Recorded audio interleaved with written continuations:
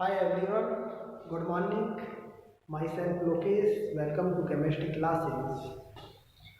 हम पढ़ रहे हैं बीएससी पार्ट थर्ड ईयर की second unit metal ligand bonding in transition metal complex. और metal ligand bonding in transition metal complex के अंदर हमारा मेजर टॉपिक चल रहा था CFSE के मान को प्रभावित करने वाले कारक।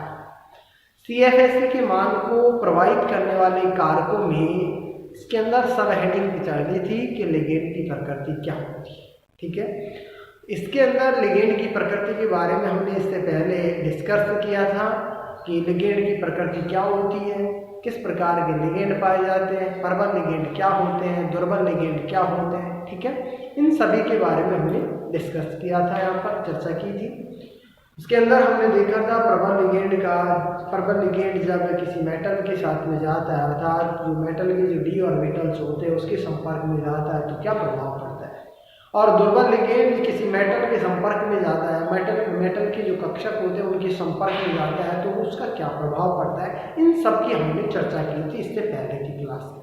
ठीक है, आज हम इसी के आधार पर CFSE जो CFT के आधार पर हम या फिर CFSE के आधार पर हम यहाँ पर देखेंगे कि क्वेश्चन को हम देखेंगे कि किस प्रकार से इसको हम क्वेश्चन को सॉल्व कर सकते हैं। ठीक है, एक क्वेश्चन को हम सॉल्व करेंगे। यहाँ पर देखो क्वेश्चन क्या है, क्वेश्चन ये है, क्वेश्चन CFSE के आधार पर हम इस क्वेश्चन को सॉल्व करेंगे। क्वेश्चन है, क्या कारण है कि FeCl6 -4 क्या कारण है कि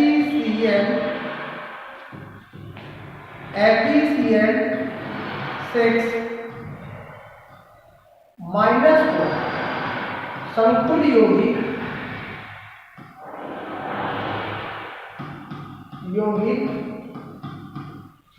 प्रतिचुंबकीय है,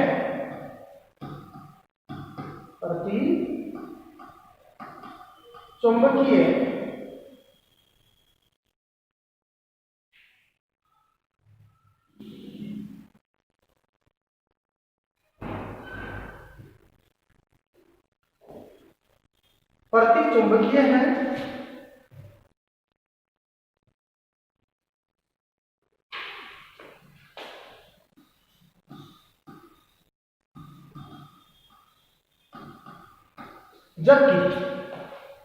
जबकि FeF6 -4 संकुल यौगिक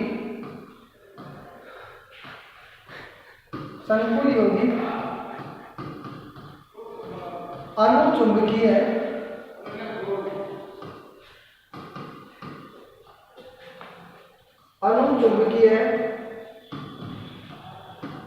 होता है। CFSE के आधार पर समझाइए या फिर क्यों होता है, क्यों, इसको सॉल्व करें। ठीक है,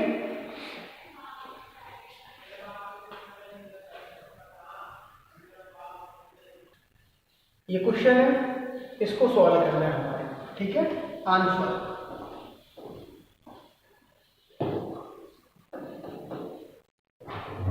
देखो क्वेश्चन क्या है, FeCl6 -4 संकुल यौगिक प्रतिचुंबकीय डायमैग्नेटिक नेचर का होता है, जबकि FeF6 -4 जो कॉम्प्लेक्स कंपाउंड होता है वो पैरामैग्नेटिक नेचर का होता है, अनुचुंबकीय प्रवृत्ति का होता है। ठीक, इसको सॉल्व करना है।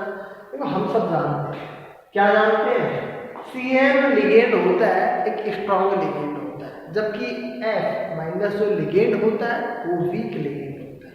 जब स्ट्रॉन्ग लिगेंड डी ऑर्बिटल्स के संपर्क में जाता है तो उसके दौरान स्प्लिटिंग ज़्यादा पाई जाती है। ठीक है, क्योंकि ये स्ट्रॉन्ग लिगेंड होता है, स्प्लिटिंग ज़्यादा होती है। स्प्लिटिंग ज़्यादा होती है तो जो डी ऑर्बिटल्स होते हैं दो भागों के अंदर विभाजित होते हैं, T2G और EG के अंदर। T2G और EG के मध्य जो ऊर्जा अंतराल होता है वो ज़्यादा पाया जाता है क्योंकि d ऑर्बिटल्स स्ट्रॉन्ग लिगेंड के संपर्क में आते हैं। स्प्लिटिंग ज़्यादा होती है तो ऊर्जा अंतराल भी क्या होता है, ज़्यादा पाया जाता है। ठीक है, ऊर्जा अंतराल डेल O का मान यदि ज़्यादा पाया जाता है तो आने वाले जो इलेक्ट्रॉन्स होते हैं, हम सब ये जानते हैं कि d ऑर्बिटल्स के जो इलेक्ट्रॉन्स होते हैं पहले T2G के अंदर आते हैं, एक एक इलेक्ट्रॉन भरे जाते हैं। यदि ऊर्जा अंतराल का मान ज़्यादा पाया जाता है तो वहीं पर इलेक्ट्रॉन्स युग्मित अवस्था में पाए जाते हैं। ठीक है, यदि फिर इलेक्ट्रॉन फुलफिल्ड हो जाते हैं तो वहाँ से इलेक्ट्रॉन कहाँ पर जाते हैं, EG के अंदर स्थानांतरित।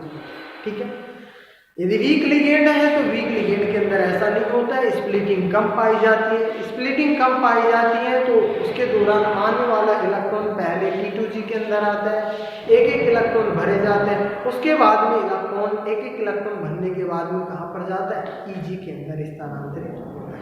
ठीक है, तो वहाँ पर हम म्यू का मान देखेंगे, चुंबकीय आघूर्ण का मान देखेंगे कि कितना पाया जा रहा है और कैसे पाया। दोनों के अंदर हम चुंबकीय आघूर्ण का मान देखेंगे, जिनके अंदर यदि चुंबकीय आघूर्ण का मान 0 पाया जाता है, एक भी अयुग्मित इलेक्ट्रॉन नहीं पाया जाता है, तो वो डायमैग्नेटिक नेचर के होते हैं। और यदि अयुग्मित इलेक्ट्रॉन अनपेयर इलेक्ट्रॉन्स पाए जाते हैं, कुछ ना कुछ चुंबकीय आघूर्ण का मान पाया जाता है, तो वो पैरामैग्नेटिक नेचर के होते हैं। ठीक है, तो इसकी हम इस क्वेश्चन की हम यहाँ पर चर्चा करेंगे। देखो मैं बात करूं यहाँ पर FeCl6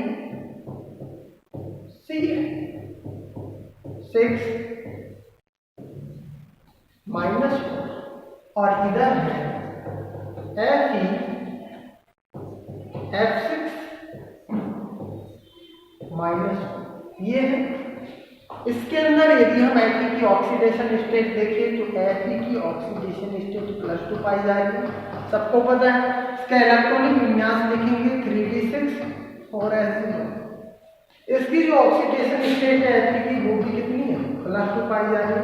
इलेक्ट्रॉनिक विन्यास 3d6 4s0, ये पाया जा रहा है इसका इलेक्ट्रॉनिक विन्यास। हम दोनों क्वेश्चंस को यहाँ पर इन दोनों को एक साथ सॉल्व करते हैं। इस क्वेश्चन के अंदर देखो d ऑर्बिटल्स के बारे में हम सब जानते हैं, ये d ऑर्बिटल्स होते हैं। सामान्यतः d ऑर्बिटल्स कितने होते हैं, 5 होते हैं। ये 5 d ऑर्बिटल्स हैं। ठीक है, इन 5 d ऑर्बिटल्स के अंदर इलेक्ट्रॉन्स कितने पाए जाते हैं, 6 इलेक्ट्रॉन्स पाए जाते हैं।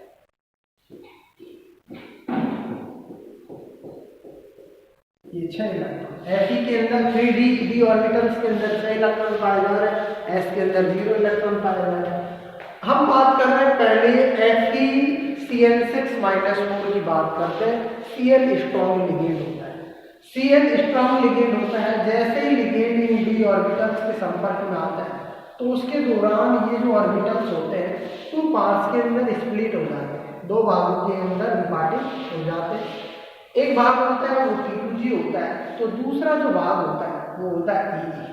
ठीक है, तो ये भाग होता है वो होता है T2G और ये होता है कौन सा, EG। ठीक है, इसके अंदर T2G के अंदर जो कक्षक होते हैं वो 3 पाए जाते हैं, EG के अंदर जो कक्षक होते हैं वो 2 पाए जाते हैं।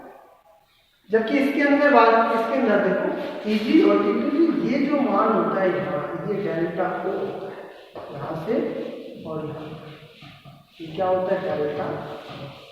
ठीक है, आने वाला जो इलेक्ट्रॉन्स होता है पहले T2G के अंदर आता है, उसके बाद में EG के अंदर आता है। यदि डेल्टा O का मान ज्यादा पाया जाता है, वो ज्यादा क्यों पाया जाएगा, क्योंकि यहाँ पर ये जो लिगेंड होता है Cl, जो लिगेंड होता है Cl, ठीक है, Cl- कौन सा होता है, स्ट्रॉन्ग।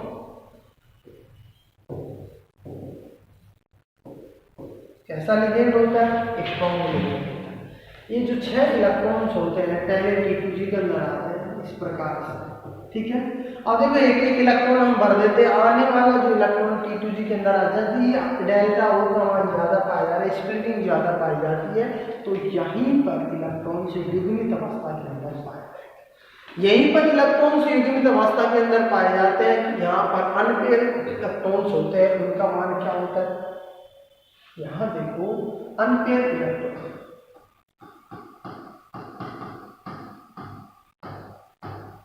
अनपेयर इलेक्ट्रॉन कितने पाए जा रहे हैं, 0 पाए जा रहे हैं, ठीक है। म्यू का मान भी कितना पाया जाएगा, 0 पाया जाएगा, ठीक है। और म्यू का मान यदि 0 पाया जाएगा तो यहाँ यदि हम बात करें तो म्यू का मान यदि 0 पाया जा रहा है तो ये जो स्पिन होता है, देखो आने वाले इलेक्ट्रॉन सारे के सारे इलेक्ट्रॉन T2G के अंदर आ रहे हैं, ठीक है। पहले जब T2G फुल फिल हो जाए तो इलेक्ट्रॉन कहाँ पर जाएंगे, EG के अंदर जाएंगे। तो इसके अंदर जो स्प्लिटिंग होती है अर्थात जो ये कॉम्प्लेक्स होता है लो स्पिन कॉम्प्लेक्स पाया जाता है।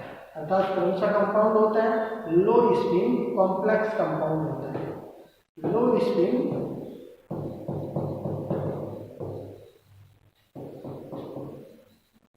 ठीक है, लो स्पिन कॉम्प्लेक्स होता है। अब देखो इसके अंदर जिनके अंदर सभी के सभी इलेक्ट्रॉन्स युग्मित अवस्था के अंदर पाए जाते हैं, एक भी इलेक्ट्रॉन से युग्मित नहीं होता है, पेयर्स के रूप में पाए जाते हैं, तो म्यू का मान जिनमें 0 पाया जाता है तो वो जो कॉम्प्लेक्स कंपाउंड होता है वो डायमैग्नेटिक नेचर का होता है, प्रतिचुंबकीय प्रकृति का होता है। कैसा होता है ये, प्रतिचुंबकीय, ठीक है। कैसा होता है, प्रतिचुंबकीय। हमारे को देखना होता है इसके अंदर, ठीक है, देखना यही था हमारे को, कैसा होता है, प्रतिचुंबकीय प्रवृत्ति का होता है, ठीक है। ये तो हमने देखा है इसके अंदर FeCN6-4 के अंदर। यदि हम बात करें इसके अंदर FeF6-4 के अंदर यदि चर्चा करें तो इसके अंदर देखो स्प्लिटिंग इस प्रकार से पाई जाती है। जो लिगेंड होता है वो वीक लिगेंड होता है, वीक लिगेंड के कारण जो स्प्लिटिंग होती है वो कम पाई जाती है। इस प्रकार से स्प्लिटिंग पाई जाती है। ये ऑर्बिटल्स होते हैं, ये T2G है, ठीक है, ये 2 ऑर्बिटल है, वो क्या है, P है, ठीक है। ये डेल्टा O का मान होता है, सॉरी ये T2G,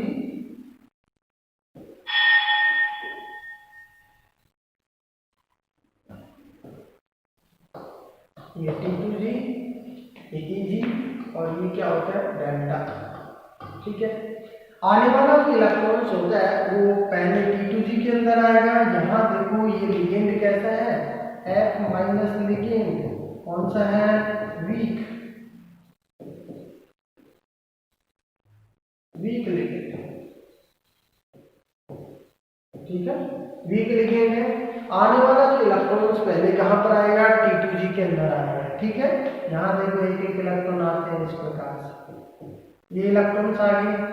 उसके बाद में देखो एक एक इलेक्ट्रॉन आने के बाद में ये स्प्लिटिंग क्या होती है, कम पाई जाती है, क्योंकि वीक लिगेंड होता है, स्प्लिटिंग कम होती है। तो एक एक इलेक्ट्रॉन फिर से एक एक इलेक्ट्रॉन T2G के अंदर आने के बाद में कहाँ पर जाते हैं, EG के अंदर जाते हैं, ठीक है। और फिर से एक इलेक्ट्रॉन कहाँ पर पाया जाता है, इसके अंदर पाया जाता है। वो क्यों होता है इसके अंदर ऐसा, क्योंकि इसके अंदर डेल्टा O का मान होता है, इसके अंदर डेल्टा O का मान कम होता है किसकी तुलना में, पाई की तुलना, ठीक है। पेयरिंग एनर्जी होती है वो ज़्यादा पाई जाती है, इसके अंदर पाई का मान ज़्यादा पाया जाता है तुलना में डेल्टा, ठीक है। इसका मान कम होता है तुलना में किसकी, यहाँ से यहाँ इलेक्ट्रॉन स्थानांतरित होते हैं इनकी तुलना, जबकि इसके अंदर क्या होता है, इसके अंदर इसका उल्टा होता है। यहाँ पर जो डेल्टा O का मान ज़्यादा पाया जाता है किसकी, पाई की तुलना में, ठीक है। तो इसके अंदर ये पाया जाता है, देखो इसके अंदर इस प्रकार से पाया जा रहा है। अब इसके अंदर जो अनपेयर इलेक्ट्रॉन्स की बात करते हैं तो यहाँ पर जो अनपेयर इलेक्ट्रॉन्स होते हैं,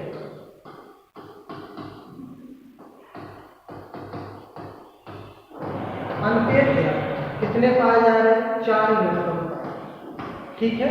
तो यहाँ म्यू का मान की बात करते हैं तो म्यू 4.9 बोहर मैग्नेट में पाया जाता है म्यू का मान। और ये जो कॉम्प्लेक्स होता है वो होता है हाई स्पिन कॉम्प्लेक्स,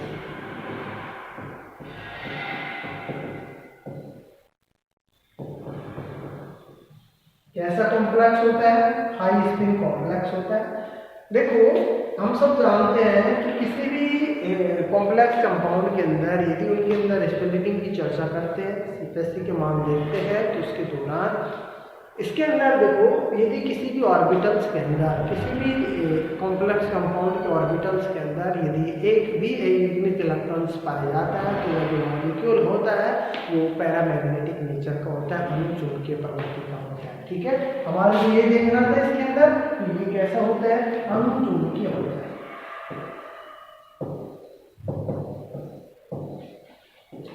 अनुचुंबकीय, ठीक है।